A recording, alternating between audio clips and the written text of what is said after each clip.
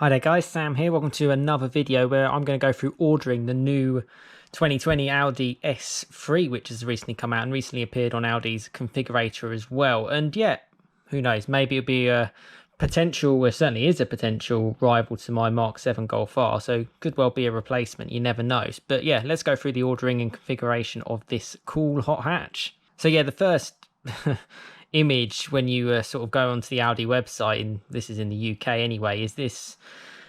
Yeah, I'm not a fan of that color or those wheels. So yeah, it's their choice to use that as their marketing piece. Let me know what you think. I'm not a big fan at all. Moving quickly on from that. Now, as Audi have done it, they've kind of changed their packages from sort of like standard package, and then they've got like some Vorsprung package. Now, the Vorsprung package basically comes with more optional extras, and I believe it's kind of rounded down into a slightly less price than if you tick those options on a standard base S3. But looking at that, the actual options for the Vorsprung, 19-inch wheels. We'll go on to that a little bit later. The Audi Matrix LED lights are really cool. Black styling pack is quite cool. Yeah, nothing sort of major stands out. Sound system's obviously quite important for a lot of people, but for this, because it's coming soon in the UK, the Vorsprung package, let's go through the actual S3, the standard version of the car. And the first thing you load up, so it's actually quite a nice blue, nice and dark, nice and kind of subtle. Those are the standard wheels that you can see on the S3. Not a massive fan, 18-inch. They look like something off just a normal A3, which is what I don't think you want to kind of push if you're getting an S3, particularly a car nudging £40,000 in the UK. But yeah, straight onto that. Let's go through the trim level. So only one trim level to start off with, and base price at the moment, as you can see, it's £36,890. But by the time you sort of tax it and get it on the road and all this kind of random stuff, it's £38,500. So quickly keeps rising, sadly. Yeah, moving on to the engine. So only one engine to choose from, and it's got 400 pounds-feet of torque and 310 PS, which is about 306 brake horsepower, 228 kilowatts, depending what region you're from. Top speed 155 miles an hour. And the interesting thing for me on this page is 0 to 62 is 4.8 seconds, which I'm fairly sure is slower than the last S3, which I'm sure was sort of like quoted at like 4.6, and it could do a lot faster than that anyway.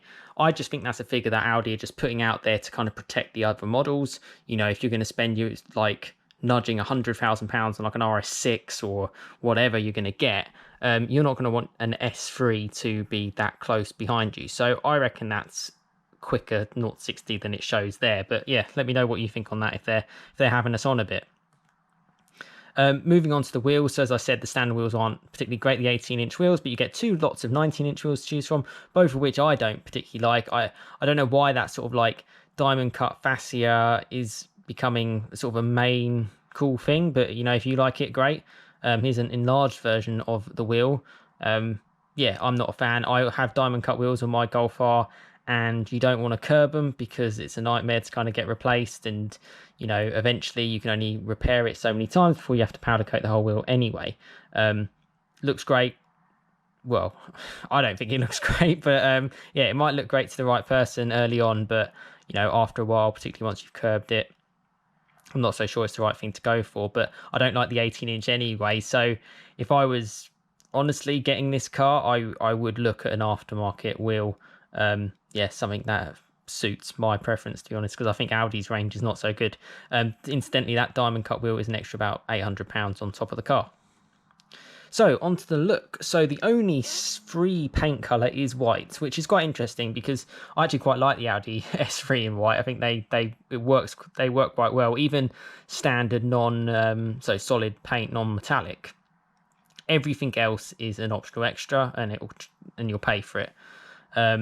You know, you've got a random set of colors. I think Daytona Grey looks quite good. Again, I've seen it on like RS6s and it looks great. So why not stick it on your S3 as well? Moving on as well, so to the interior side of things. Now, interiors on Audis, I think they're great. I've mentioned it before on the S3. I think it's a real, you notice a step above its kind of rivals in what Audi's always done. The angular nature of it kind of you know, it's got a little bit of Lamborghini-esque in some of the vents, which is quite cool. Now, the only real options you can put on this is like, I mean, electrical adjustable front seats with sort of a memory function. Yeah, you're going to be paying over £1,000 for that. Yeah, so your choice on there, or if you want to keep it standard, because standard looks quite nice. Seats look great. Standard sport seats look good. Now, the next part is a bit more on the optional extras side of things, and you can get a package called the Comfort and Sound Pack. And actually, for a car that you're paying nearly £40,000 for, I think it's probably a no-brainer to go for, because £865 for all of that. I don't quite understand how the Comfort and Sound Pack means park assist, but in Audi speak, I just don't know anymore how their sort of naming conventions or anything go about these days.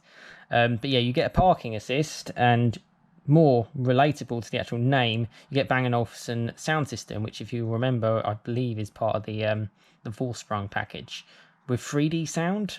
I mean, I don't know what the hell that is. Heated front seats, which are a must in the UK, and a reversing camera. Again, I don't really understand how any of those relate to the actual name, but £865, you've got to go for it. And if you're getting this car on finance, what's that going to be an extra? What, £20 a month? It's got to be a no-brainer. And yeah, moving on to a little bit of the summary. So that's the car in Daytona Grey with those the 19-inch wheels, which, okay, might not be my cup of tea, but they are probably the nicest looking wheels that you can get out of it. And that's a really nice looking car with a reasonable spec. I didn't actually tick the comfort and sound package. I just went for the wheels and the paint, just to give you an idea of it all. And that comes to, well, on the road, by the time you pay taxes in the UK, it's 39,200. So, and actually for tax purposes in the UK, there is a limit where you then have to end up paying about, I think it's £310 extra on top of about 140 quid. So, you know, £450 a year on tax, I would want to keep the price below £40,000, so, or whatever it would be. I think it's like £39,500 actually. So yeah, you can expect quite a nice Audi S3 for that, which is good to see. Really good to see. And again, you get to see the full details of the car there. So yeah, a quick sort of like ordering. I wanted to kind of go through it because, yeah, you can spend quite a while on the configurator, but I think that's kind of like a brief overview of what you can kind of go through now. And yeah, let me know what you think about it, and if it's something that, you know, interests you. I'm really interested to know the Mark 8 Golf R when that comes out, and, you know, the specs and the price on that, because it should be a little bit cheaper than the Audi S3 that you see here. So you'll see that more on this channel, and plenty more content to come as well. But yeah, thanks for watching this quick little ordering video of the Audi S3. Let me know what you think, and yeah, drop a comment, and give this video a like if you've enjoyed the video. But have a fantastic rest of your day, and I'll see you again next time. Cheers, guys.